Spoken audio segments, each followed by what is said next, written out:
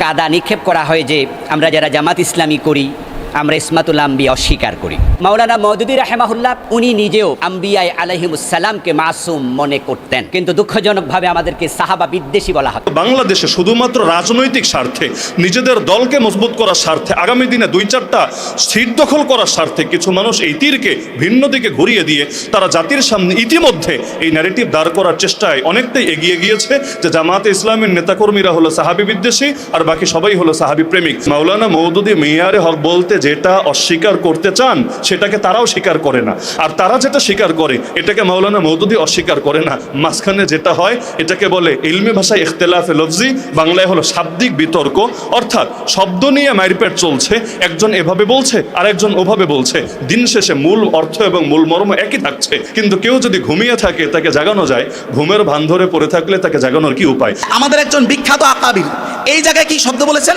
যিনি শাইখুল হিন্দ মাহমুদুল হাসান দেওবন্দি, উনি ওনার তাফসিরের 3 নম্বর খণ্ড 794 নং পৃষ্ঠা এই তাফসির করতে যায় বলতেছেন, ইয়ানি দিন কে জিস কামকে জিম্মাদারি আপ পর ঢালি গাই, দিনের যে জিম্মাদারি দেওয়া হয়েছে এটার ক্ষেত্রে আপনি ছোটে ছোটে গুনাহ, একদম গুনাহ শব্দ, যেই শব্দ মাওলানা মওদুদী কখনোই লেখেন নাই, এটা আমাদের একজন আকাবির দেওবন্দ লিখেছেন যে গুনাহ। হ্যাঁ, আবার ব্রেকেটে লেখছে লাগজিস মানে হলো পদস্খলন, কিন্তু মূল শব্দটা গুনাহ শব্দ লিখেছেন যে আপনার যে গুনাহ হয়েছে এগুলো থেকে আপনি মাফ চান। কিন্তু ওনারা হয়ে গেলেন আকীদার, আমরা আমাদের বাপদাদারা হয়ে গেল আকীদার ডিলার, আর এই মাজলুম হয়ে গেল, তার আকীদা হয়ে গেল এই উপমহাদেশের সবচেয়ে খারাপ আকীদা।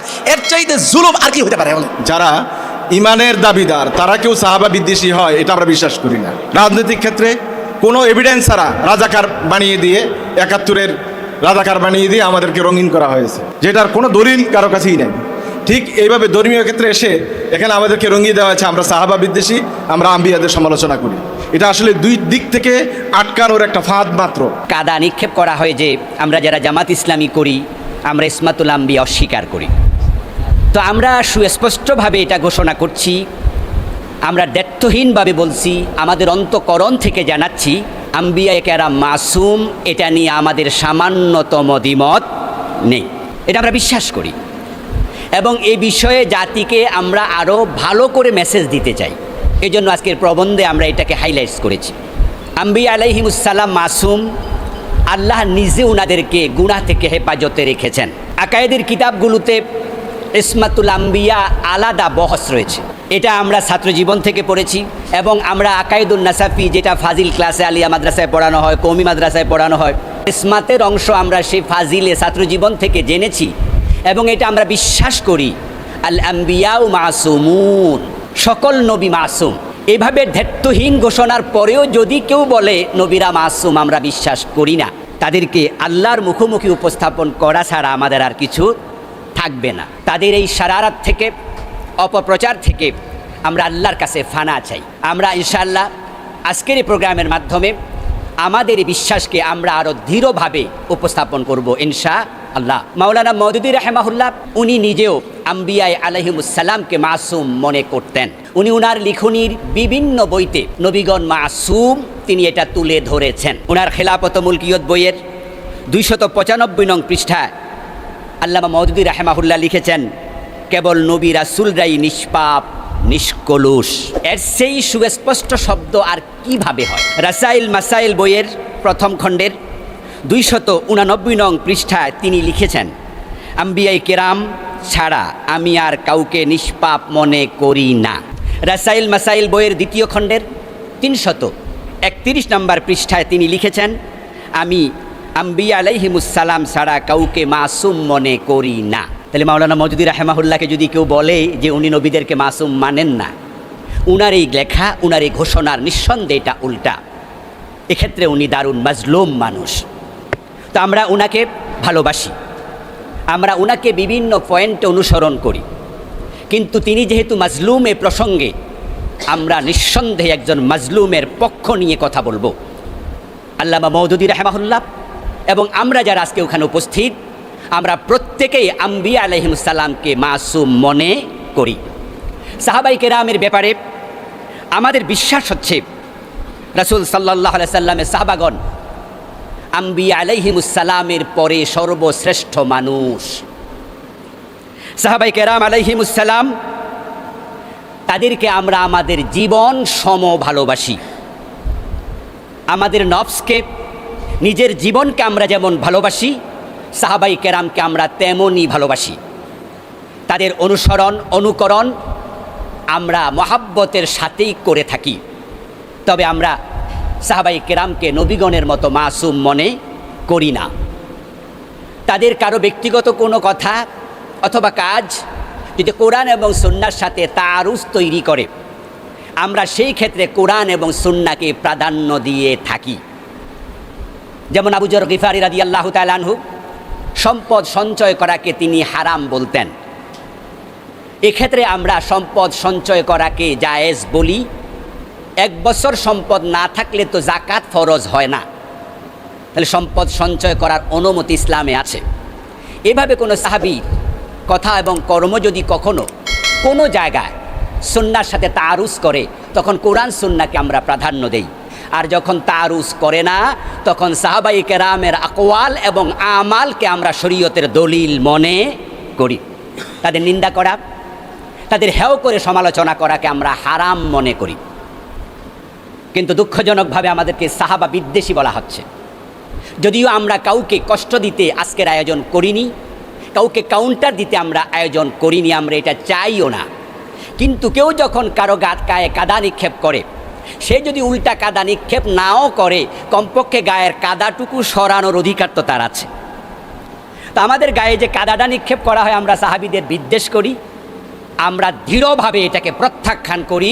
বরং সাহাবাই কেরামকে আমরা অন্তঃকরণ থেকে ভালোবাসি নিজের জীবনের মতোই। ইনশাআল্লাহ আজকের প্রবন্ধ থেকে, আলোচকদের আলোচনা থেকে আমরা এই বিষয়গুলো আরও সুস্পষ্ট হব। সাহাবাদের আদালতকে আমরা স্বীকার করি। ইবনুস সালাহ রাহিমাহুল্লাহর বক্তব্য, আস-সাহাবাতু কুল্লুহুম উদুল, আল্লাহর নবী সকল সাহাবী আদেল ছিলেন, এটা আমরা বিশ্বাস করি। 1 নম্বর বিষয় হলো, বর্তমান বাংলাদেশে ব্যাপক হারে শিয়াবাদের উত্থান ঘটছে। অনলাইনেও দেখা যায় প্রকাশ্যে আল্লাহ রসুল সাল্লাল্লাহু আলাইহি ওয়াসাল্লামের সাহাবীদেরকে গালিগালাজ করা হচ্ছে, বিশেষ করে মাজলুম সাহাবী হযরত মুআবিয়া রাদিয়াল্লাহু আনহুকে। এই ক্ষেত্রে আমি মনে করি অনেকেরই দায় আছে, কিন্তু সবচাইতে বড় দায় ওই সমস্ত বিরোধী ভাইদের যারা তীরকে অন্যদিকে ঘুরিয়ে দেওয়ার কারণে এরা খালি ময়দানে গোল দেওয়ার সুযোগ পাচ্ছে। বলবেন এটা কিভাবে? বিগত শেখ হাসিনা শাসনের সময়ের দিকে যদি নজর দেন, তাহলে লক্ষ্য করবেন সে নিরীহ মুসলমানদেরকে, ইসলামপন্থীদেরকে, ইসলামী রাজনীতির নেতাকর্মীদেরকেও জঙ্গি ট্যাগ দিয়ে নিজের গদিকে মজবুত করার জন্য, ওয়ার অন টেররের গেম খেলার জন্য সে এটাকে এমনভাবে এই ন্যারেটিভটা প্রতিষ্ঠা করেছে, এর মাঝখান দিয়ে এই সুযোগে হিন্দুত্ববাদী চরমপন্থীরা এই দেশের সর্বোচ্চ হম্বিতম্বি শুরু করে দিয়েছে। তাহলে বিগত সময়ে নাস্তিক্যবাদী চরমপন্থীরা, হিন্দুত্ববাদী চরমপন্থীরা যে মাথাচাড়া দিয়েছে, এর সবচাইতে বড় দায় ছিল ফ্যাসিস্ট সরকারের। কারণ তারা ওদের ক্ষেত্রে চরমপন্থা, জঙ্গিবাদ, উগ্রবাদ এই শব্দগুলো ব্যবহার না করে এগুলো মুসলমানদের ক্ষেত্রে এমনভাবে ব্যবহার করেছে, মনে হচ্ছিল এগুলো যেন মুসলমানদের পৈতৃক সম্পত্তি, তাদের পূর্বপুরুষের রেখে যাওয়া মিরাস, যেখানে অন্য কারো কোনো হিস্সাই নাই। সুতরাং যারা ইসলামের পক্ষে, ইসলাম কায়েমের পক্ষে, একমাত্র তারাই হলো জঙ্গি, তারাই মৌলবাদী, তারাই উগ্রবাদী, তারাই চরমপন্থী, তারাই সাম্প্রদায়িক। আর মাঝখান দিয়ে অন্য শক্তিগুলো তারা ঠিকই চরমপন্থা সর্বোচ্চ শিখরে পৌঁছেছে। সুতরাং এখন যারা আল্লাহ রসুল সাল্লাল্লাহু আলাইহি ওয়াসাল্লামের সাহাবীদের গালিগালাজের ব্যাপারে চুপ আছে, শিয়া ফিতনার ব্যাপারে চুপ আছে, এমনকি পাকিস্তানের দিকে নজর দিলেও দেখবেন পাকিস্তানেও সাহাবীদের সম্মান নিয়ে অনেক আলোচনা হয়, বাংলাদেশের চাইতে 1000 গুণ বেশি আলোচনা হয়। কিন্তু সেখানকার মূলধারার ওলামায়ে কেরামের আলোচনা থাকে মূলত শিয়া ফিতনা, রাফেজি ফিতনাকে সামনে রেখে। কিন্তু বাংলাদেশে শুধুমাত্র রাজনৈতিক স্বার্থে, নিজেদের দলকে মজবুত করার স্বার্থে, আগামী দিনে 2-4টা সিট দখল করার স্বার্থে কিছু মানুষ এই তীরকে ভিন্ন দিকে ঘুরিয়ে দিয়ে তারা জাতির সামনে ইতিমধ্যে এই ন্যারেটিভ দাঁড় করার চেষ্টায় অনেকটাই এগিয়ে গিয়েছে যে জামাতে ইসলামের নেতাকর্মীরা হলো সাহাবী বিদ্বেষী আর বাকি সবাই হলো সাহাবী প্রেমিক। তো যার কারণে জাতিকে ভিন্ন দিকে ব্যস্ত রাখার কারণে নতুন ফিতনা মাথাচাড়া দিয়েছে। আমি মনে করি ইতিহাসের পাতায় এই মুখগুলো কলঙ্কিত হয়ে থাকবে যারা ফিতনার সময় জাতিকে এভাবে মিসগাইড করেছে, বিভ্রান্ত করেছে। দ্বিতীয় ফিতনা হলো মেয়ারে হক। এই পরিভাষাটা একটা নবোদ্ভাবিত পরিভাষা, যেটা আমাদের সম্মানিত প্রবন্ধকার আলোচনায় উপস্থাপন করেছেন। যে কোনো পরিভাষা যখন নতুন আসে, এই পরিভাষার ব্যাখ্যাটাও তাদের থেকেই নেওয়া লাগে যারা এই পরিভাষাটা ব্যবহার করেছেন। মেয়ারে হক হুবহু এই পরিভাষাটা কোরআনেও নাই, হুবহু এই পরিভাষাটা হাদিসেও নাই, হুবহু এই পরিভাষাটা আকীদার মৌলিক যে কিতাব যেগুলো আমরা পড়ি এগুলোর কোনোটার মধ্যে নাই। হ্যাঁ, আবার এই পরিভাষার স্রষ্টা বা এর নির্মাতা মাওলানা মওদুদীকেও বলার সুযোগ নেই, কারণ তার আগেও একটা বই এই আমাদের ভারতবর্ষে রচিত হয়েছিল যেই বইয়ের নামে মেয়ারে হক। যদিও সেটা এই সংক্রান্ত আলোচনা নিয়ে না, তার মানে এই পরিভাষাটা আমাদেরই অঞ্চলে কিছু কিছু মানুষ ব্যবহার করেছে, কিন্তু এটা কোরআন, সুন্নাহ অথবা সালাফে সালেহিন থেকে আসা কোনো পরিভাষা না। তো পরিভাষার ক্ষেত্রে একটা মূলনীতি কেন যেন আমাদের ভাইয়েরা ভুলে যায়, কিন্তু এটা সর্বজন স্বীকৃত মূলনীতি, লা মুশাহাতা ফিল ইসতিলাহ। পরিভাষার ক্ষেত্রে কোনো বিতর্ক নাই। একটা পরিভাষা একাধিক মানুষ একাধিক অর্থে ব্যবহার করতে পারে। যেমন বহুত পরিভাষা যেগুলো আমরা এখন স্বাভাবিকভাবে ব্যবহার করি। আমরা যখন রাষ্ট্রবিজ্ঞান নিয়ে, ইসলামের রাষ্ট্রবিজ্ঞান নিয়ে পড়াশোনা করি তখন ইমাম বলতে কি বুঝি আর বাংলাদেশে মসজিদে ইমাম বলতে কি বুঝি। আমরা যখন ইসলামের রাষ্ট্রবিজ্ঞান নিয়ে পড়াশোনা করি খলিফা বলতে কি বুঝি আর দর্জির দোকানে গেলে খলিফা বলতে কি বুঝি। এখানেও তো পরিভাষার ভিন্নতা দেখা দিয়েছে। একইভাবে আপনি যখন কোরআন পড়বেন কোরআনে পাবেন ফালাং তাজিদ লাহু ওয়ালিয়া মুরশিদা, আর পীররা যখন ওয়াজ করে তখন তারা এর যে ব্যাখ্যা দাঁড় করায় ফালাং তাজিদ লাহু ওয়ালিয়া মুরশিদা, এখানেও তো পরিভাষাগত ভিন্নতা। এমনকি কেউ তো তিরমিজি না পড়ে আলেম হয় না, তিরমিজি না পড়ে তো আর কেউ আলেম হিসাবে স্বীকৃতি পায় না। তিরমিজি যদি পড়েন দেখবেন হাসান, হাদা হাদিসুন হাসান, এই শব্দটাকে ইমাম তিরমিজি কোন অর্থে ব্যবহার করেছেন। এখন কেউ যদি সংজ্ঞা নেয় এক ইমাম থেকে, মনে করেন ইমাম ইবনুস সালাহ তার মুকদ্দিমা থেকে সংজ্ঞা নিল, ইমাম ইবনে হাজার আসকালানি তার লেখা থেকে সংজ্ঞা নিল, এরপর মাপতে গেল কাকে? তাদের বহু আগে পৃথিবী থেকে চলে যাওয়া ইমাম তিরমিজি রাহমাতুল্লাহ আলাইহিকে। এখন বলল দেখ দেখ ইমাম তিরমিজি তো মস্ত বড় ভুল করেছে। কিভাবে ভুল করলো? আরে হাদিসুন হাসান ভিন্ন জিনিস, হাদিসুন সহি ভিন্ন জিনিস। যেটা সহি সেটা তো সহি, আর সহির চাইতে এক দরজা নিচে, এক স্তর নিচে, সেটা না হাসান। এই দেখ পাগল ইমাম আবু ইসা তিরমিজি, সে একই হাদিসকে বলে হাদা হাদিসুন হাসানুন সহিহুন। কিভাবে পসিবল? এটা তো সম্ভবই না। এখন এই পাগলকে কে বোঝাবে? আরে বেটা, সংজ্ঞা নিলি একজনের থেকে আর মাপলি তুই আরেকজনকে, এটা তো ঠিক না। তুই যখন তিরমিজি পড়বি তাহলে হাসান সংজ্ঞাটা ইমাম তিরমিজির থেকেই নিতে হবে, যেটা তিনি তার কিতাবুল ইলালের মধ্যে নিজেই ব্যাখ্যা করেছেন। আল হাসান ইনদানা বলে লম্বা করে তিনি দেখিয়েছেন। আমি যখন কোনো হাদিসকে হাসান বলি আমি এর দ্বারা কি মেন করি, তার সংজ্ঞা সামনে রাখলে দেখা যায় এটা ইমাম ইবনুস সালাহর সংজ্ঞার চাইতে ভিন্ন, ইমাম ইবনে হাজারের সংজ্ঞার চাইতে ভিন্ন। এই ভূমিকা আমাকে কেন টানতে হলো? এজন্য টানতে হলো, মেয়ারে হক বলতে আমাদের ওই ভাইয়েরা যেটা প্রমাণ করার চেষ্টা করেন, যেটা সাব্যস্ত করার চেষ্টা করেন, সেটাকে মাওলানা মওদুদী দূরের কথা কোনো একজন মুসলমান অস্বীকার করবে না। আর মাওলানা মওদুদী একমাত্র আল্লাহর রসুলকে এবং আল্লাহর কিতাবকে মেয়ারে হক বলার দ্বারা তিনি যে বার্তাটা দিতে চান এর সঙ্গে গভীরভাবে দেখলে এরাও দ্বিমত করার কোনো সুযোগ পাবে না। তাহলে বিতর্ক কি নিয়ে? বিতর্ক হলো লাউ বলা হবে নাকি কদু বলা হবে এটা নিয়ে, ফিশ বলা হবে ইংলিশে না মাছ বলা হবে বাংলায় এটা নিয়ে। লাস্টে গিয়ে দেখা যায় যেই লাউ সেই কদু। যেমন এই ক্ষেত্রে অনেক ইলমি আলোচনা টানা যায় যে আসলে এই ক্ষেত্রে ইমামরা কি বুঝিয়েছেন বা এই অঞ্চলে আমাদের আকাবিররা কি বুঝিয়েছেন, কিন্তু সময় সংক্ষিপ্ততা সেটাতে যাচ্ছি না। বর্তমান সময়ে যেই কয়জন বেশি আক্রমণ চালানোর চেষ্টা করছেন এর মধ্যে একজন আমাদের মহব্বতের ভাই আছেন মাওলানা লুৎফুর রহমান ফরায়েজি। তার একটা ওয়েবসাইট আছে আহলে হক মিডিয়া, সার্চ করলে এখানেই পেয়ে যাবেন। সেখানে তার নামটা এখানে আমার টানা মুখ্য না, কিন্তু মেয়ারে হক বলতে কি বোঝান এটা দেখানোর জন্য টানতে হচ্ছে। আমি হুবহু কোট আনকোট করছি তিনি কি বুঝিয়েছেন বা এই ক্ষেত্রে তারা কি বুঝিয়ে থাকেন। স্পষ্ট শোনেন, সত্যের মাপকাঠি বলতে বোঝানো হয় যে সাহাবায়ে কেরামগণ হক এবং হক্কানিয়াত, দিন ও ঈমানের ক্ষেত্রে যে মানদণ্ডে উত্তীর্ণ হয়েছে তা দিনে হক বোঝার মানদণ্ড। তারা যেভাবে দিনকে বুঝেছেন, যেভাবে দিনকে পালন করেছেন সেভাবেই উম্মতে মুসলিমা কিয়ামত পর্যন্ত তাদের অনুসরণে পালন করে যাবে। দিনই কোনো বিষয় আসলে উক্ত বিষয়ে সাহাবিগণ কোন অর্থে বা কিভাবে তা করেছেন তা অনুসরণ করা উম্মতের জন্য সঠিক ও যথার্থ আমাদের মূল ভিত্তি হবে। তাহলে এটা নিয়ে কে দ্বিমত করবে? এখানে আমার সামনে যারা যারা আছেন কে দ্বিমত করবেন এটা নিয়ে? সহজ ভাষায় যদি বলি যে সাহাবায়ে কেরাম ঈমানের ক্ষেত্রে আমাদের মডেল, আমলের ক্ষেত্রে আমাদের মডেল, চরিত্রের ক্ষেত্রে আমাদের মডেল, আদর্শের ক্ষেত্রে মডেল, রাজনীতির ক্ষেত্রে মডেল, অর্থনীতির ক্ষেত্রে মডেল। অর্থাৎ তারা যেভাবে দিনটা বুঝেছেন, ধারণ করেছেন, আমরাও সেভাবে বুঝবো, সেভাবে ধারণ করব। এই অর্থ নিয়ে কে দ্বিমত করবে? এখন মাওলানা মওদুদী কি এই অর্থ নিয়ে ব্যাখ্যা দিয়েছেন? আরে বেটা, একবার কিতাবটা পড়ে দেখলেও তো হয়। তিনি নিজে তার জীবদ্দশাই ব্যাখ্যা করেছেন যে মেয়ারে হক বলতে আমরা কি বুঝাই। এমনকি তার জীবদ্দশাই তারজুমানুল কোরআনে জাস্টিস মালিক গোলাম আলী তিনি লম্বা করে আর্টিকেল লিখেছেন, যেটা তারজুমানুল কোরআনেও আছে এবং আমাদের কয়েকদিনের মধ্যে যে বই প্রকাশ হবে সেখানে আমরা লম্বা করে সেই আর্টিকেলটা উল্লেখ করে দিয়েছি যে মাওলানা মওদুদী তিনি মেয়ারে হক বলতে আসলে কি বুঝেন। তো লম্বা ব্যাখ্যায় যাচ্ছি না, আমি জাস্ট এটা বোঝানোর চেষ্টা করছি যে মাওলানা মওদুদী মেয়ারে হক বলতে যেটা অস্বীকার করতে চান সেটাকে তারাও স্বীকার করে না, আর তারা যেটা স্বীকার করে এটাকে মাওলানা মওদুদী অস্বীকার করে না। মাঝখানে যেটা হয় এটাকে বলে ইলমি ভাষায় ইখতিলাফে লফজি, বাংলায় হলো শাব্দিক বিতর্ক। অর্থাৎ শব্দ নিয়ে মারপেট চলছে, একজন এভাবে বলছে আর একজন ওভাবে বলছে, দিন শেষে মূল অর্থ এবং মূল মর্ম একই থাকছে।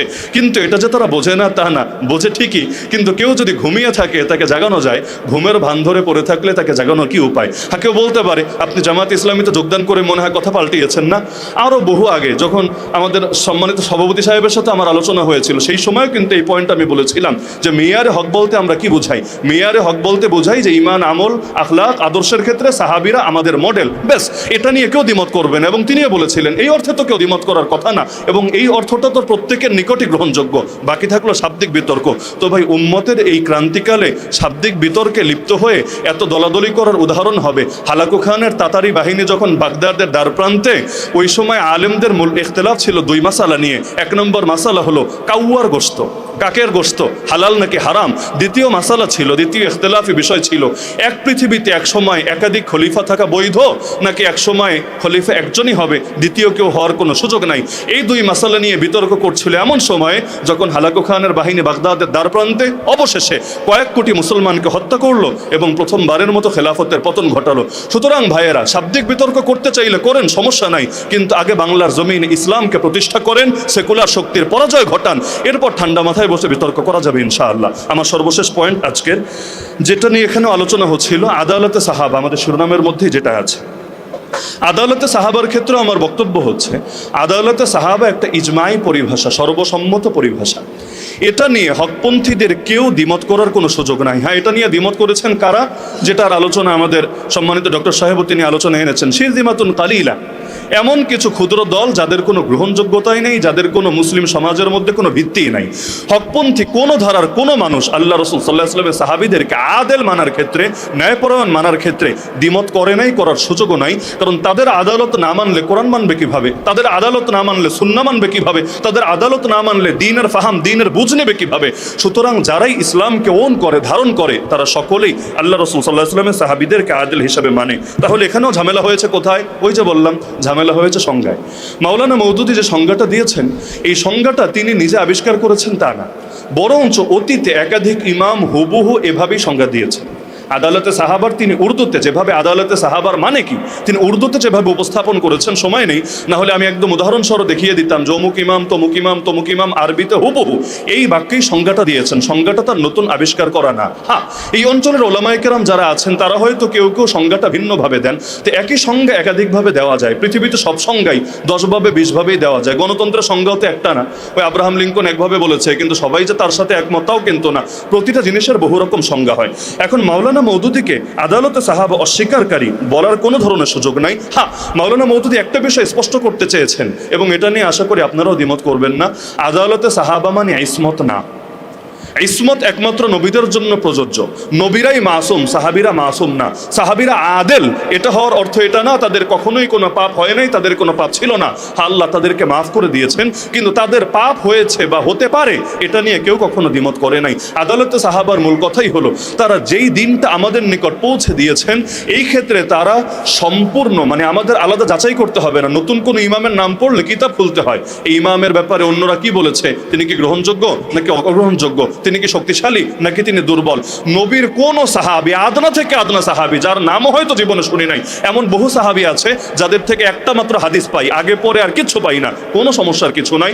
যখন জানবো নিশ্চিতভাবে তিনি সাহাবী, আমার ওই কিতাব ঘেটে দেখতে হবে না তিনি কি সহি নাকি তিনি জয়ীফ, তিনি কি গ্রহণযোগ্য নাকি তিনি অগ্রহণযোগ্য, কারণ তারা সকলেই আদেল। এই আদালতে সাহাবার ক্ষেত্রে কারো কখনো দ্বিমত নাই। তাহলে ইসমতে আম্বিয়া এবং আদালতে সাহাবা, দুঃখের বিষয় হলো আমাদের সিলেটে বিশেষ করে, ধরেন আপনি মাহফিলও করতে গেলেন, আপনাকে বিব্রত করার জন্য স্লোগান দেবে, একজন দাঁড়ায় বলবে ইসমতে আম্বিয়া আর একজন বলবে আদালতে সাহাবা। জাতিকে কি বোঝানোর চেষ্টা করবে? বোঝানোর চেষ্টা করবে জামাত ইসলামী যারা করে এরা ইসমতে আম্বিয়াও মানে না, এরা আদালতে সাহাবাও মানে না। নাউযুবিল্লাহি মিন যালিক। বাস্তবে যদি জামাত ইসলামী না মানতো তাহলে তারা নিঃসন্দেহে গোমরা হতো, আর মানার পরেও যখন না মানার ট্যাগ যারা দিবে নিঃসন্দেহে তারা আল্লাহর নিকট জালেম এবং পাপিষ্ঠ বলে বিবেচিত হবে। কথা ক্লিয়ার, এখানে অস্পষ্টতার কিছু নাই। যদি না মানে নিশ্চিত গোমরা, আর মানার পরও যারা ট্যাগ দিবে মানে না, নিঃসন্দেহে তারা জালেম, তারা অপবাদ আরোপকারী। আর যদি এখন ওমর রাদিয়াল্লাহু আনহু শাসন থাকতো, তার দরবারে বিচার যেত, তাহলে মায়ের যে কয়টা পিঠের উপর পড়তো আল্লাহ ভালো জানে। এমনকি এটার জন্য তাদেরকে হয়তো বিভিন্নভাবে শাস্তির সম্মুখীন হতে হতো। তা আল্লাহ তাআলা তাদেরকে এবং আমাদেরকে সবাইকে সঠিকভাবে বোঝার তৌফিক দান করুন। আপনারা জানেন আমি একজন ওলামাই দেওবন্দের সন্তান, শুধু তাই না, আমার 3 পুরুষ ওলামাই দেওবন্দের একবারে আকাবির পর্যায়ে, আলহামদুলিল্লাহ। তো সে জায়গা থেকে আমাদের ভুল বুঝিটা আর এখনকার বুঝ, আমার যেহেতু 2টা বুঝ, একটা বুঝ থেকে আরেকটা বুঝে ইন্তেকাল হয়েছে, মানে মৃত্যু হয় না আর কি, পরিবর্তন হয়েছে। তো সেই জায়গাতে আমি 2টার উপর একটা কম্পারিজম যেটা দেখাইতে সক্ষম হয়তো ইনশাআল্লাহ, ওমা তৌফিক ইল্লা বিল্লাহ। প্রথমত কথা হচ্ছে আমাদের আকীদার একটা কিতাব পড়ানো হয়, কিন্তু সত্য কথা হলো ওই আকীদার কিতাবটা দিয়ে আকীদার একটা চশমা আমাদেরকে হাতে দেওয়া হয়, কিন্তু সেটা পড়তে দেওয়া হয় না। এই কথাটা রহস্য থাকুক, আমি শেষের দিকে ক্লিয়ার করে দিব। প্রথমত হচ্ছে আমি সংক্ষিপ্ত করে ফেলি যে আমাদের ওই আকীদার কিতাব আপনারা সবাই জানেন, আলিয়া তো পড়া হয়, যে আল ইমাম সাআদউদ্দিন আত-তাফতাজানি ওনার লিখিত কিতাব আল আকায়েদ আন-নাসাফিয়া। এই কিতাবের আমরা যে নুসখাটা আমি নিজে ক্লাসে যেটা পড়েছি, আমাদের বাংলা বাজারের মাকতাবাতুল ইসলামিয়ার ছাপা কম্পিউটার নুসখা বলে এটার, আমরা কেউ আছে পুরান নুসখা পড়ি। এই কিতাবের 226 নম্বর পৃষ্ঠায় ইমাম তাফতাজানি স্পষ্টই কথা বলতেছেন যে আন্নাল আম্বিয়া আলাইহিস সালাতু ওয়াস সালাম মাসুমুন আনিল কিযব খুসুসান ফিমা ইয়াতাআল্লাকু বিআমরি শারাইআ ওয়া তাবলীগিল আহকাম ওয়া ইরশাদিল উম্মাহ ওয়া আম্মা আমদান ফাবিল ইজমা ওয়া আম্মা সাহওয়ান ফাইন্দাল আকসারিন। কথাটা খেয়াল করার, প্রথমত আম্বিয়া কেরাম মাসুম সমস্ত মিথ্যা থেকে, বিশেষভাবে তাবলীগুর রিসালা, ওনাদের রিসালাতের কাজকে পৌঁছে দিয়েছেন, এটার ক্ষেত্রে সকল মিথ্যা থেকে মাসুম। সেই মিথ্যা যদি ওনার ইচ্ছাকৃত হয় সকল আহলে সুন্নাহর মতে মাসুম, তবে যদি সেটা ভুলবশত হয়, এবার ইমাম তাফতাজানি বলতেছেন হ্যাঁ অধিকাংশের মতে মাসুম। তো অধিকাংশের মতে কেন, সবার মতে না? জি, এখানে 2-1 ভিন্ন মত আছে। এর মধ্যে একজন বিশিষ্ট ব্যক্তি হলেন আবু বকর বাকিল্লানি, ইমাম আবু বকর বাকিল্লানি। ওনার মত হলো এই ক্ষেত্রে ভুলবশত মিথ্যা হতে পারে, এটা ইমাম আবু বকর বাকিল্লানি। দেখেন আমার এখানে কোট করার পয়েন্টটা হলো যে এই ইমাম আবু বকর বাকিল্লানির এই সেম ধরনের কথা যদি সাইদ আবুল মওদুদি রাহিমাহুল্লাহ বলতো, পুরা ভারতবর্ষ এই পর্যন্ত এই পুরা 100 বছর 100 বার উল্টায় দেওয়া হইতো। কথা বলেন ঠিক না ঠিক? 100 বার। কিন্তু ইমাম আবু বকর বাকিল্লানি কি কেউ আহলে সুন্নাহর বাইরে মনে করতেছে না, বরং ওনাকে আহলে সুন্নাহর মেইন স্ট্রিমে ধরে এটাকে ইখতিলাফ দেখানো হইতেছে যে দ্বিমত আছে। নাম্বার কোট করেন। তারপরে আসেন, এবার হলো এই তাবলীগুর রিসালাকে বাস্তবায়ন করার ক্ষেত্রে ওনাদের থেকে কোনো কবিরা সগিরা হতে পারে কি না। কবিরার ক্ষেত্রে আমাদের ইমাম তাফতাজানি, যার কিতাব দিয়ে আমরা সর্বপ্রথম আকীদা নামক জিনিসটাতে ঢুকি একাডেমিকলি, উনি ওনার এই কিতাবের আমি যে নুসখা আর কি, ওই নুসখার 226 227 দুটা মিলে উনি বলেছেন আকবরের বাক্য মিলায়া ওয়া কাযালিকা আন তাআম্মুদিল কাবাইর ইনদাল জুমহুর। আকবরের বাক্য মিলে অর্থ হলো নবীদের দ্বারা কবিরা গুনাহ হতে পারে না, এটা একেবারে সকল ইচ্ছাকৃত কবিরা গুনাহ হতে পারে না, এটা হলো সকল আহলে সুন্নাহর মতামত। কিন্তু ওয়া আম্মা সাহওয়ান, খেয়াল করেন, তবে কবিরা গুনাহ ভুলবশত হতে পারে কিনা, এই ক্ষেত্রে ইমাম তাফতাজানি স্পষ্ট লেখেন ফায়ুজাউযুহুল আকসারুন। ওনার মতে অধিকাংশ আহলে সুন্নাহরা মনে করেন অনিচ্ছাকৃত নবীদের দ্বারা, এটা ইমাম তাফতাজানির মত, কিন্তু এটা সাইদ আবুল মওদুদির মত না। ওনার মতে অধিকাংশরা মনে করেন যে হতে পারে। নাম্বার কোট করেন। এরপরে সগীরা গুনার ক্ষেত্রে উনি এই একই কিতাবের 227 নম্বর পৃষ্ঠায় বলতেছেন ওয়াম্মা সাগায়ের, নবীদের ক্ষেত্রে সগীরা গুনাহ ফায়াজুজু আমদান ইনদাল জুমহুর, জুমহুরে আহলে সুন্নাহর কাছে ইচ্ছাকৃত হতে পারে। এটা কিন্তু ইমাম তাফতাজানির মতামত। এবার আসেন, যিনি তালিক করেছেন উনি 3 নম্বর 4 নম্বর তালিকে, উনি আমাদের বাংলাদেশের ওলামায়ে দেওবন্দের সন্তান, উনি তালিকে বলেছেন প্রথম মতটা যে অনিচ্ছাকৃত কবিরা গুনাহ হতে পারে, এটা এই মতকে ভুল বলেন না, বলছেন ওয়া আন্নাল মুখতার খেলাফু। তবে আমাদের কাছে পছন্দনীয় কথা হলো বিপরীতটা, কিন্তু ভুল বলে নাই। 2 নম্বর ইমাম তাফতাজানি যে বলেছেন অধিকাংশ আহলে সুন্নাহর মতে নবীদের দ্বারা ইচ্ছাকৃত সগীরা হতে পারে, এটা ইমাম তাফতাজানির বক্তব্য। এই ক্ষেত্রে তালিককারী ভুলও বলেন নাই, বলছেন হ্যাঁ ইমাম আশারির ভিন্ন মত আছে, ইমাম আবু হানিফার ভিন্ন মত আছে, ওই ইমাম আবু হানিফার ভিন্ন মতে আমরা আসবো। কিন্তু এই 2টা মত খেয়াল রাখেন, এটা যদি ইমাম তাফতাজানি না বলে, এটা সাইদ আবুল মওদুদি বলতো, এতদিনে প্রতি সপ্তাহে ভারতবর্ষ একবার এভাবে উল্টায় দেওয়া হতো। কথা বলেন না ঠিক না বেটি? এটাই হইতো। আপনি দেখেন যে ইমাম তাফতাজানির এই আমরা আকীদার ইমাম শুধু মানি না, ওনার আকীদার কিতাবই আমাদের একাডেমিতে, সেই ইমাম তাফতাজানি কথা বলছেন যে কথা সাইদ আবুল মওদুদি বলেন নাই। এখন কথা হলো আমরা এটা গ্রহণ করি কিনা, না আমরা মনে করি যে নবীগণ ইচ্ছায় বা অনিচ্ছায় কবিরা গুনাহ করতে পারেন না, এটা আমাদের মত। কিন্তু ইমাম তাফতাজানির মতটা শুধু আমি দেখাইলাম, যিনি আমাদের কাছে আকীদার একজন মিয়ার, মানে কিতাবের জায়গা থেকে একাডেমির জায়গা থেকে মিয়ার, ওনার মতামত হলো এটা।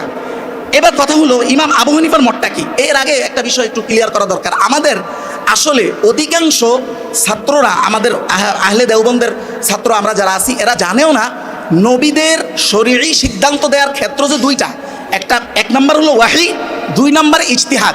এটা কিন্তু অধিকাংশ জানে না। কেন জানে না এবার একটু বলি মাঝখান দিয়ে। আমি যে প্রথম বললাম আকিদার চশমা হাতে দেওয়া হয়, আমাদেরকে পড়তে দেওয়া হয় না, এটা একটা সত্য কথা। দেখেন ইমাম তাফতাজানির কিতাবের প্রথমের যে অংশগুলো, আলোচনাগুলো, এগুলো এমন ধরনের আলোচনা, কাউকে যদি কিতাবের প্রচ্ছদ দেখতে না দেওয়া হয় আর এই আলোচনাগুলো পড়ানো হয়, পড়ানোর পরে সে যদি 100 নাম্বারও পায়, তাকে যদি জিজ্ঞাসা করা হয় যে কোন বিষয়ে তুমি আলোচনা পড়ছো, সে বলতে পারবে না কোন বিষয়ে আলোচনা পড়ছে।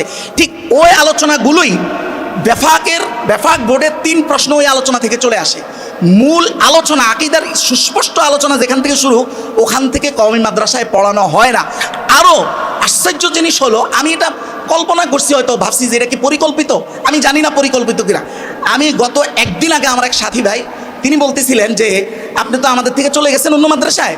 আমাদের ক্লাসে আমরা মিজান যখন পড়তাম, তখন আমাদের যেই ভাই ক্লাসের টপার ছিল, একদম নাম্বার আউয়াল, ওনার নামও দিচ্ছে পোলাপান আউয়াল, মানে নাম ছিল অন্যটা, আউয়াল বলে ডাকতো, চিনতো, যেহেতু উনি সবসময় 1 নাম্বার হয়। তো 1 নাম্বার যারা হয় এদের পড়ার ঝোঁক অনেক বেশি থাকে, তাই তো 1 নাম্বার। তো এই ইমাম তাফতাজানির এই কিতাব উনি নিজে পুরোটা মোতালা করেছেন। মোতালা করে ওনার খটকা লেগেছে। কেন খটকা? কারণ আমাদের মুখে মুখে আকীদা শেখানো হয় একটা, উনি লেখা দেখছেন এখানে আরেকটা। এখন উনি একজন বড় উস্তাদের কাছে গেছেন যে হুজুরে আমার তো এখানে খটকা লেগেছে। ওই ওস্তাদ কি বলছে জানেন? ওই ওস্তাদ বলছে, তোমাকে কে বলছে এদিক দিয়ে মোতালা করতে? আল্লাহু আকবার। আজকে যেন ওই কথার প্রতিধ্বনি আমি এটাই দেখতেছি। আরে আমাদের সাজানো, এটাকে কি শব্দ বলবো ভাই, এখানে তো সব শব্দ ইউজ করাও যায় না।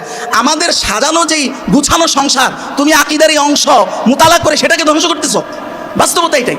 আপনি দেখেন, এই জন্যই বলছি আকীদার চশমা হাতে দেওয়া হয়, পড়তে দেওয়া হয় না। আচ্ছা, এবার শেষে চলে আসি। দেখেন রাসূলুল্লাহ সাল্লাল্লাহু আলাইহি ওয়াসাল্লাম সহিহ মুসলিমের একটা হাদিস, যেটা ইসলামী ফাউন্ডেশন অনুযায়ী 5915 নম্বর হাদিস। এখানে বলা হচ্ছে যে কাদিমান নবী সাল্লাল্লাহু আলাইহি ওয়াসাল্লাম আল মাদিনাতা, রাসূলুল্লাহ মদিনায় আসলেন। আসার পরে দেখলেন সাহাবায়ে কেরাম ওয়াহুম ইয়াবুরুনা নাখলা, সাহাবায়ে কেরাম তাবিরে নাখল করে। আপনারা এটা জানেন যে পুরুষ ফুল মহিলা ফুলের সাথে লাগায় এই যে গাছের প্রজনন সিস্টেম, এটা দেখে রসুলের কাছে খারাপ লাগছে। রসুল বললেন যে তোমরা যদি এটা ছেড়ে দাও, আমার মনে হয় এটা কল্যাণ হয়। এই যে রসুল কথাটা বললেন, এটা কি ওয়াহি না ইজতিহাদ? এটা ইজতিহাদ। যখন ওনারা এটা আমল করলেন, দেখলেন আগের মতো খেজুর হয় না, অভিযোগ জানালেন। রসুল তখন স্পষ্ট বললেন, দেখো ইদা আমারতুকুম বিশাইইন মিন দীনিকুম ফাখযু বিহি, যদি কোনো দ্বীনি বিষয়ে আমি তোমাদেরকে আদেশ করি সেটা গ্রহণ করো। আর যখন ওয়াইদা আমারতুকুম বিশাইইন মিন রাই, আমার ইজতিহাদ থেকে কোনো কিছু বলি, তাহলে ইন্নামা আনা বাশার, আমি তোমাদের মতো মানুষ, তোমাদের গবেষণা যেইভাবে ভুল হতে পারে আমারটাও ইন্নামা আনা বাশার, আমিও তোমার মতো।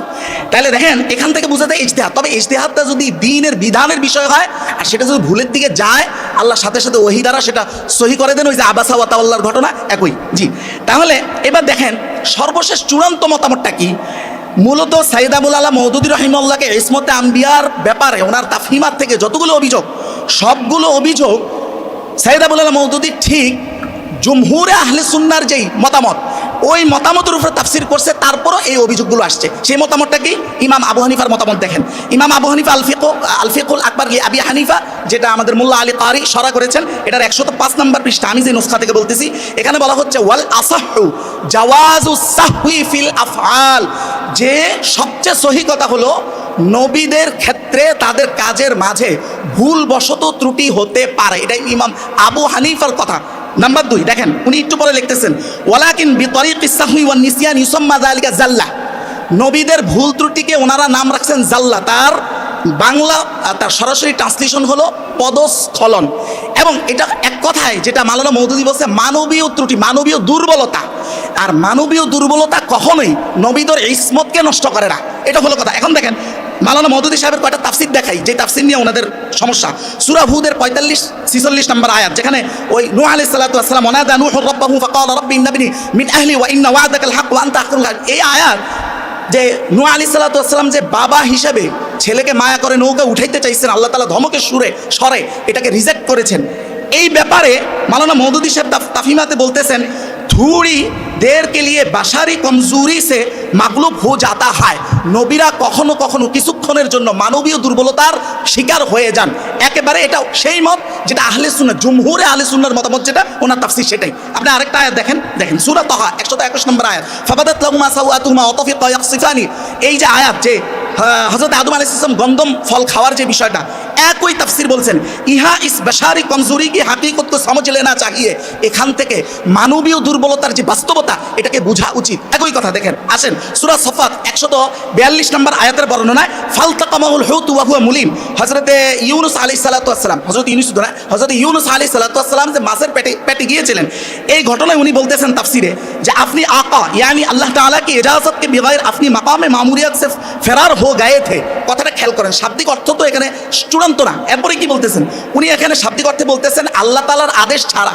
আদেশ ব্যতিরেকে হযরত ইউনুস আলাইহিস সালাতু ওয়াস সালাম তার আদেশকৃত যেখানে ওনার থাকার কথা ওই স্থান থেকে পলায়ন করেছেন এখন এই শব্দটা শুনলে আপনার কাছে মনে হবে মারাত্মক সমালোচনা এবার দেখেন উনি কেন পলায়ন শব্দটা বলেছেন উনি বলেন ইজ আবাকা ইলাল ফুলকিল মাশহুন আবাকা শব্দটা আরবিতে ব্যবহারই হয় যখন একজন হারাবাল আব্দু মিন রাব্বিহি অর্থাৎ তার মনিবের থেকে যখন গোলাম পালায়ন করে তখনই একমাত্র এই আবাকা শব্দ ব্যবহার হয় এখন কথা হলো আবাকা শব্দের এই তর্জমা কি শুধু সাইদ আবুল মওদুদি বলেছেন দেখেন তাফসীরে বাগাওয়ী ইমাম বাগাওয়ী তার 7 নম্বর খণ্ড আমি যে নুসখা থেকে বলছি 60 নম্বর পৃষ্ঠা এক স্পষ্ট ইজ আবাকা ইলাল ফুলকিল মাশহুন বলেই ইয়ানি হারাবা একদম স্পষ্ট মানে এটার অর্থ হলো হারাবা পালায়ন করা আপনি আসেন মাওলানা মওদুদি সাহেব যে এই যে পালায়নের কথাটা বলতেছেন এটা কি একজন নবীর খেয়ানত বুঝাচ্ছেন না সেই আহলে সুন্নাহর ঐক্যমত যে মানবীয় দুর্বলতার শিকার নবীরা হন এটা চূড়ান্ত মত এর উপরে কোনো মতামত নাই উনি ওটাই বুঝাইতেছেন এটা এই আয়াতে তাফসীর থেকে বোঝা যাচ্ছে না একই ঘটনায় অন্য আয়াতে যখন তাফসীর করছেন দেখেন সূরা আম্বিয়া 84 নম্বর আয়াত উনি বলতেছেন যে হযরতে ইউনুসের এটা খেয়াল হয়েছিল যে উনহুনে খেয়াল কিয়া এটা ওনার মনে হয়েছিল যে এই মাকাম পর তো আযাব আনে ওয়ালা হয় এখানে তো আযাব আসবে আমার কওম যেহেতু রিসালাত মানে নাই আযাব আসবে তো আযাব আসলে আমি নবী আমার তো একটা সেফ এক্সিটে চলে যাইতে হবে এটা ভালো জায়গায় চলে যাইতে হবে কিন্তু এটা ওনার ইজতিহাদের মধ্যে ওনার ব্রেনে এটা আসে নাই যে সেফ এক্সিট গ্রহণ করার আগেও তো আল্লাহর আবার আরেকটা আদেশ লাগবে এইটা ওনার ব্রেনে আসে নাই এই যে তাহলে এটা কি দাঁড়াইলো ওনার খেয়ানত না মানবীয় ত্রুটি মানবীয় দুর্বলতা যেটা আহলে সুন্নাহর একেবারে চূড়ান্ত মতামত এটার উপরে তাফসীর করেছেন এবার সর্বশেষ দেখেন সূরা নসর যে আয়াত ফাস্তাগফিরহু আল্লাহ নবীকে বলছেন যে হে নবী আপনি ক্ষমা চান এই আয়াতের তাফসীরে যে মাওলানা মওদুদিকে যেই উদ্দেশ্যমূলকভাবে যেই অপবাদগুলো দেওয়া হয় এই আয়াতের তাফসীরে মাওলানা মওদুদি সাহেব কি বলছেন উর্দুতে উনি বলছেন যে হে নবী আপনি আপনার মানবীয় এই নবুয়তের দায়িত্ব পালনকালে আপনার যে মানবীয় ভুল ত্রুটিগুলো হয়েছে মানবীয় যে দুর্বলতা শব্দ এনেছেন যে এগুলো হয়েছে এগুলোতে আপনি ক্ষমা চান জি শেষ করি দেখেন এই যে উনি মানবীয় ত্রুটি বলেছেন ঠিক এই জায়গায় আমাদের একজন বিখ্যাত আকাবির এই জায়গায় কি শব্দ বলেছেন যিনি শাইখুল হিন্দ মাহমুদুল হাসান দেওবন্দি উনি ওনার তাফসীরের 3 নম্বর খণ্ড 794 নং পৃষ্ঠা এই তাফসীর করতে যায় বলতেছেন यानी दीन के जिस काम के जिम्मेदारी आप पर ढाली गई দিনের যে জিম্মাদারি দেওয়া হয়েছে এটার ক্ষেত্রে আপনি ছোটে ছোটে গুনাহ একদম গুনাহ শব্দ যে শব্দ মাওলানা মওদুদি কখনোই লেখেন নাই এটা আমাদের একজন আকাবিরে দেওবন্দ লিখেছেন যে গুনাহ হ্যাঁ আবার ব্র্যাকেটে লেখছে লাগজিস মানে হলো পদস্খলন কিন্তু মূল শব্দটা গুনাহ শব্দ লিখেছেন যে আপনি যে গুনাহ হয়েছে এগুলো থেকে আপনি মাফ চান কিন্তু ওনারা হয়ে গেলেন আকীদার আমরা আমাদের বাপদাদারা হয়ে গেল আকীদার ডিলার আর এই মাজলুম হয়ে গেল তার আকীদা হয়ে গেল এই উপমহাদেশের সবচেয়ে খারাপ আকীদা এর চাইতে জুলুম আর কি হতে পারে বলে তাহলে এবার দেখেন সর্বশেষ আমি শুধু গুনাহ শব্দ এখান থেকে না আমাদের শাইখুল হোসাইন আহমদ মাদানী রহমতুল্লাহের একটা মাকতুবা আছে এটাকে বলে মাকতুবা তো শাইখুল ইসলাম এই কিতাবের আমি যে নুসখা নোট করছি এই কিতাবের জিলদ আউয়াল প্রথম খণ্ড 266 নং পৃষ্ঠা দেখেন গুনাহ শব্দ কিভাবে বলতেছে উনি বলতেছে হযরতে মূসা আলাইহিস সালাতু ওয়াস সালাম যে রিসালাত পালন করতে গিয়া কি করছেন হযরতে মূসা আলাইহিস সালাতু ওয়াস সালাম কিতাবুল্লাহ কো ফেক না হযরত মূসা যে নিজের কিতাবকে এইভাবে ছুঁড়ে মেরে দিয়েছেন এবং এরপরে ও কিতাবুল্লাহ जो खुद को दी गई এটা ওই কিতাব যেটা ওনাকে দেওয়া হয়েছে कोई शुबा नहीं কোনো সন্দেহ নেই যে এ কিস কদর বড় গুনাহ হয় এটা কত বড় গুনাহ এটা হোসেন আহমদ মাদানী বলতেছে বলে উনি বলতেছেন তবে যেহেতু এই গুনার জন্য ওনাকে কোনো শাস্তি দেওয়া হয় না তার মানে এটা দেখতে গুনাহ কিন্তু গুনাহ না তো দেখতে গুনাহ কিন্তু গুনাহ না এই কথাটাকেই তো এক ইসতিলাহ বা পরিভাষায় মাওলানা মওদুদি বলতেছেন মানবীয় দুর্বলতা আপনি যেটা ঘুরে বলতেছেন এটাই তো মাওলানা মওদুদি এক কথাই বলতেছেন অথচ ওনারা আকীদার ডিলার হয়ে গেলেন আর ওনার আকীদা হয়ে গেল উপমহাদেশের সবচেয়ে খারাপ আকীদা এটা কেমন জুলুম আপনি দেখেন সর্বশেষ আমি একদম শেষ করে দিই এটা না বললেই না আপনি জানেন উপমহাদেশে এর চাইতে ভারী ওয়েটফুল কোনো তাফসির লেখা হয় না, একটু খেয়াল করেন। দেখেন এটা হলো আর তাফসির না, সরি, ফতোয়ার কিতাব, সেটা হলো ফতোয়া আলমগিরি, ফতোয়া আল হিন্দিয়া। এটা 285 নং পৃষ্ঠায় কি বলা হয়েছে জানেন? এটা আহলে দেওবন্দ না, একেবারে হানাফিদের সবচেয়ে নির্ভরযোগ্য উপমহাদেশের ফতোয়া। বলা হয়েছে ওয়ালাউ ক্বালা লাম ইয়াসু হালান নবুওয়া ওয়ালা ক্বাবলাহা কাফারা ফাইন্না লিআন্নাহু রাদ্দান নুসুস মানসুস। কেউ যদি বলে নবীরা নবুয়তের আগে পরে কোনো ত্রুটি, এই সিয়ান শব্দ ব্যবহার করে পর্যন্ত বলছে যে কোনো ত্রুটি হয় নাই, এমন যদি কেউ মনে করে ফাকাদ কাফারা, সেই ব্যক্তি কুফরি করলো, কারণ সে কোরআন হাদিসের নসকে অস্বীকার করলো। এটা ফতোয়া আলমগীরের কথা। তাহলে আপনি দেখেন, আল্লাহু আকবার। এই জন্য আমি সর্বশেষ বার্তা হিসেবে আমার ভাইদের উদ্দেশ্যে একটা কথা বলবো, এটা আমি বাংলায় বলতে চাই না, যে সাকুলুল ইখওয়ানি ইন্না জামান কদ তাগায়্যার ইন্না উলামা আজয়ালিনা قد يطلعون شيئا فشيئا على هذه الدعايات والافتراءات التي انتشرت على سيد أبي العالى مودودي رحمه الله، ولكن نحن نكسر هذه الأوراق الكاذبة كما تكسر الأوراق المراحل إن شاء الله. فجزاكم الله خير. السلام عليكم ورحمة الله. আল্লাহ সুবহানাহু ওয়া তাআলা সাহাবায়ে কেরাম রিদওয়ানুল্লাহি তাআলা আলাইহিম আজমাইনদের অভূতপূর্ব মর্যাদা কোরআনুল কারীম উল্লেখ করেছেন, যা এতক্ষণ পর্যন্ত আমরা আমাদের সম্মানিত উলামায়ে হাজারাত থেকে শুনেছি। আল্লাহ সুবহানাহু ওয়া তাআলা বলেন, আউযু বিল্লাহি মিনাশ শাইতানির রাজিম, ওয়া মান ইউশাকিকির রাসূলা মিন বাদি মা তাবায়্যানা লাহুল হুদা ওয়া ইয়াত্তাবি' গায়রা সাবিলিল মুমিনিনা নুওয়াল্লিহি মা তাওয়াল্লা ওয়া নুসলিহি জাহান্নাম। একেবারে আয়াত ক্লিয়ার কাট। আল মুমিনুনের তাফসিরে উলামায়ে কেরাম রিদওয়ানুল্লাহি তাআলা আলাইহিম আজমাইন উল্লেখ করেছেন, আল মুমিনুন দ্বারা আল্লাহ সুবহানাহু ওয়া তাআলা সাহাবায়ে কেরাম রিদওয়ানুল্লাহি তাআলা আলাইহিম আজমাইনদেরকে বুঝিয়েছেন, সাহাবীদের রাস্তা থেকে বিচ্যুত হয়ে কোনো নতুন রাস্তা যারা তৈরি করবো, নুওয়াল্লিহি মা তাওয়াল্লা ওয়া নুসলিহি জাহান্নাম। সাহাবীদের রাস্তার বাইরে যাওয়া মানে জাহান্নামের রাস্তায় চলে যাওয়া, এটি আল্লাহ তাআলার ঘোষণা। সুতরাং এই বিষয়ে আমাদেরকে কোনো দ্বিধা নেই বলতে যে আমরা নই, যারা ইমানের দাবিদার তারা কেউ সাহাবা বিদ্বেষী হয়, এটা আমরা বিশ্বাস করি না। আমাদেরকে দুই জায়গায় ব্যারিকেড দেওয়ার চেষ্টা করা হয়েছে। রাজনৈতিক ক্ষেত্রে কোনো এভিডেন্স ছাড়া রাজাকার বানিয়ে দিয়ে, ৭১-এর রাজাকার বানিয়ে দিয়ে আমাদেরকে রঙিন করা হয়েছে, যেটার কোনো দলিল কারো কাছেই নেই। ঠিক এইভাবে ধর্মীয় ক্ষেত্রে এসে এখানে আমাদেরকে রঙিয়ে দেওয়া হয়েছে আমরা সাহাবা বিদ্বেষী, আমরা আম্বিয়াদের সমালোচনা করি। এটা আসলে দুই দিক থেকে আটকানোর একটা ফাঁদ মাত্র, মূলত এগুলোর কোনো ভিত্তি নেই। যেগুলো আপনারা এতক্ষণ আলোচনায় শুনেছেন, বলেছেন এবং দলিল দিয়েছেন, এটা দ্বারা প্রমাণিত হয়েছে এগুলোর আসলেই কোনো ভিত্তি নেই। জাস্ট বলার জন্য বলা এবং ময়দান চাঙ্গা করা রাজনীতি ছাড়া এখানে আর কিছুই নেই। আর শুধুমাত্র আহলে কোরআনরা, যারা মুস্তাশরিকিন উলামা, যারা অমুসলিম বড় বড় বিদগ্ধ পণ্ডিত আছেন ইসলামের উপরে, তারা আর আহলে কোরআনরা ছাড়া সাহাবীদের প্রতি বিদ্বেষ পোষণ করে এমন কোনো মানুষ নেই। কারণ তারা একটা টার্গেট নিয়ে করে, তাদের টার্গেট হলো আল্লাহ রাসূল সাল্লাল্লাহু আলাইহি ওয়াসাল্লাম থেকে এই বর্ণনাকারী সাহাবীদেরকে যদি ত্রুটি যুক্ত করে দেওয়া যায় তো সবগুলো রাওয়ায়াত এমনিতেই বাতিল হয়ে যাবে। এই জন্য হযরত আবু হুরায়রা রাদিয়াল্লাহু তাআলা, আব্দুল্লাহ ইবনে আব্বাস রাদিয়াল্লাহু তাআলার বিরুদ্ধে তাদের নানা কথা, আপনারা যারা আল হাদিস ওয়াল মুহাদ্দিসুন এই বইটি পড়েছেন, মোহাম্মদ আবু জাহু, ওখানে উনি এইটা নিয়ে লম্বা আলোচনা করেছেন।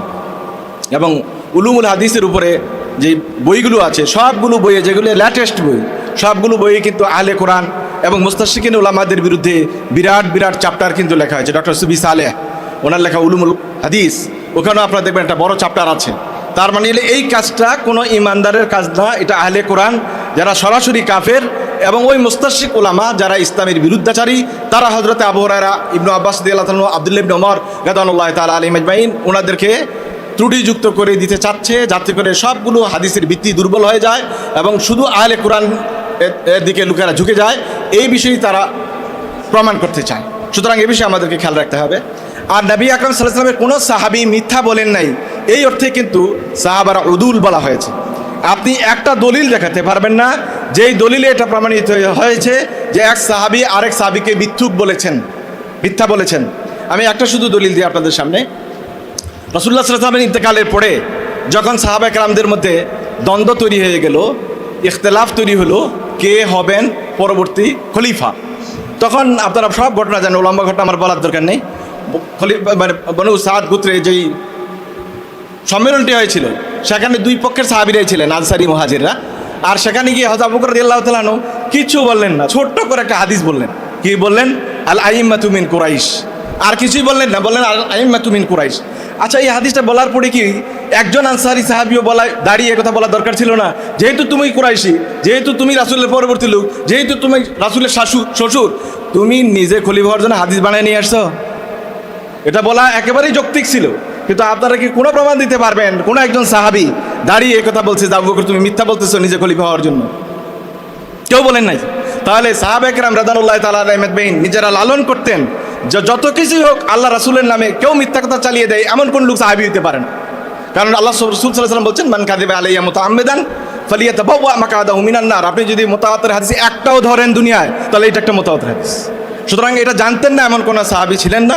সব সাহাবা একরাম রাদিয়াল্লাহু তাআলা আলাইহিম আজমাইন এটার উপরে আমল করেছেন। রাসূলের কোথায় দাফন করা হবে বিতর্ক তৈরি হলো, কঠিন বিতর্ক। এই বিতর্কের পরে হযরত আবু বকর ছোট্ট একটা হাদিস শুনিয়ে দিলেন।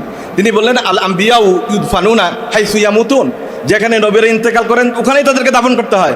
কই একজন সাহাবী তো দাঁড়িয়ে বললেন আবু বকর মিথ্যা কথা বলে কেন, আমরা তো কোনোদিন শুনি নাই, তুমি এই হাদিস বাড়ি করো কোত্থেকে? এই কথাটা তো একজন সাহাবীও বলেন নাই। তাহলে বোঝা গেল সাহাবা একরাম রাদিয়াল্লাহু তাআলা আলাইহিম এই অর্থে উদুল যে একজন সাহাবী এটা বিশ্বাস করতেন না যে আল্লাহ রাসূলের নামে কোনো একটা মিথ্যা কথা চালিয়ে দেওয়া যায়, এটা সম্ভব, এটা বিশ্বাস করতেন না। সম্মানিত উলামায়ে হাজরাত, রাওয়ায়াতের আদালত কি মূলত উলামায়ে একরাম রাদিয়াল্লাহু তাআলা আলাইহিম আজমাইন উদুল শব্দ অর্থে ব্যবহার করেছেন। এখানে ব্যক্তিগত কোনো গুনাহ, ব্যক্তিগত কোনো ত্রুটি এগুলো আসলে আলোচনায় আসেনি। মুহাদ্দিসিনে কেরাম ওনারা এই বিষয়টিকে এখানে আলোচনায় উল্লেখ করেন নাই, কারণ উল্লেখ করার মতো বিষয়ও না। এখন আমাদের যে কাজ সেটি হলো আমরা দেখি কিছু কিছু মানুষ, বিশেষ করে যারা ভিন্ন ঘরানার একদল লোক আছেন যারা হযরত আলী কারামাল্লাহু ওয়াজহু ওনার বিষয়টি একটু প্রাধান্য দেন খুব বেশি। শিয়া মেজাজের আলেম যারা, আমি ডাইরেক্ট শিয়া বলতেছি না, সুন্নতির মধ্যেও আহলে সুন্নাহ ওয়াল জামাতের মধ্যেও কিছু মানুষ আছে যারা শিয়া মেজাজের লোক। তারা দেখবেন নানা রকমের এই শিয়া কাজের সাথে জড়িত হয়ে যায়। ওনারা নিজেরা সুন্নি, বাস্তবেই সুন্নি, কিন্তু ওনাদের আবেগটা এত বেশি, ওরা এক পর্যায়ে গিয়ে ওই যে শিয়াদের কাতারে শামিল হয়ে যান। ওই সমস্ত উলামায়ে হাজারাতরা কিন্তু অনেক সময় হযরত আলী কারামাল্লাহু ওয়াজহুকে নিয়ে বাড়াবাড়ি করেন, আবার মুআবিয়া রাদিয়াল্লাহু তাআলা আনহুকে নিয়ে ছাড়াছাড়ি করেন। এইরকম কোনো কাজে অংশগ্রহণ করা কোনো উলামায়ে হাজারাতের জন্য উচিত নয়, যদি তিনি দাবি করেন যে আমি আহলুস সুন্নাহ ওয়াল জামাতের লোক। সেক্ষেত্রে আমাদের যে কাজ সেটা হলো আসসুকুতু আম্মা শাজারা বাইনা সাহাবা ওয়াজিবুন। সাহাবীদের মাঝে যে সমস্ত ঝগড়াঝাটি বা দ্বন্দ্ব যা কিছু হয়েছে এগুলো নিয়ে কথা বলা, চর্চা করা একেবারেই নিষিদ্ধ, বরং এই কাজে চুপ থাকা আমাদের জন্য ওয়াজিব। আপনারা দেখেন তো সাহাবা একরাম রাদিয়াল্লাহু তাআলা আলাইহিম আজমাইন রাজনৈতিক কিছু দ্বন্দ্বে জড়িয়েছিলেন, কোনো সাহাবীকে গালি দিয়েছেন একটা কোনো রাওয়ায়াত আপনাদের হাতে আছে কিনা? জাহাদি মুআবিয়ার সাথে দ্বন্দ্ব ছিল, মুখের সাথে মুখে দ্বন্দ্ব ছিল, এই কারণে গালাগালি করা অথবা খারাপ আচরণ করার কোনো বিবরণ নাই। তার মানে সাহাবা একরাম রাদিয়াল্লাহু তাআলা আলাইহিম আজমাইন জিহাদি খাতা করেন বা যাই করেন, পরস্পর দূরত্ব কিন্তু তারা তৈরি করেন নাই, ব্যক্তি দূরত্ব তৈরি করেন নাই, হয়তো কিছু কথা হয়ে গিয়েছে। সেই ক্ষেত্রে আমরা ওমর ইবনে আব্দুল আজিজ রাহিমাহুল্লাহ ওনার তরিকাটা অবলম্বন করি। উনি বলেছিলেন যে সাহাবা একরাম রাদিয়াল্লাহু তাআলা আলাইহিম আজমাইন পরস্পর যেই রক্তারক্তি বা কিছুটা দ্বন্দ্বের মধ্যে এসেছিলেন, ওই দ্বন্দ্ব আলোচনা করে আমরা আমাদের জিহ্বাকে রক্তাক্ত করতে চাই না। এটা ওনাদের ব্যক্তিগত বিষয় ছিল, আমরা সেটাকে ব্যক্তিগতভাবেই রাখতে চাই। উলামায়ে হাজারাতদের এই নজরিয়াটা অবলম্বন করা উচিত। ইসমতে আম্বিয়া এবং আদালতে সাহাবা সম্পর্কে আপনারা অনেক কথা শুনেছেন। আমার একটা কিতাব আছে আকায়েদ আহলি সুন্নাহ মা সাবাতাত বিল কিতাবি ওয়াস সুন্নাহ, ওই কিতাবে আমি আলাদা চ্যাপ্টারে এগুলো আলাদা আলোচনা করেছি, ওখানে দীর্ঘ আলোচনা রয়েছে। আল্লাহ সুবহানাহু ওয়া তাআলা আমাদের সবাইকে সাহাবা একরাম রাদিয়াল্লাহু তাআলা আলাইহিম আজমাইনদের আদালত এবং ইসমতে আম্বিয়া সম্পর্কে সঠিক ধারণা গ্রহণ করে সে অনুযায়ী আমাদেরকে আমল করার তৌফিক দান করুক। আমিন ওয়া আখিরু দাওয়ানা আনিল হামদুলিল্লাহি রাব্বিল আলামিন।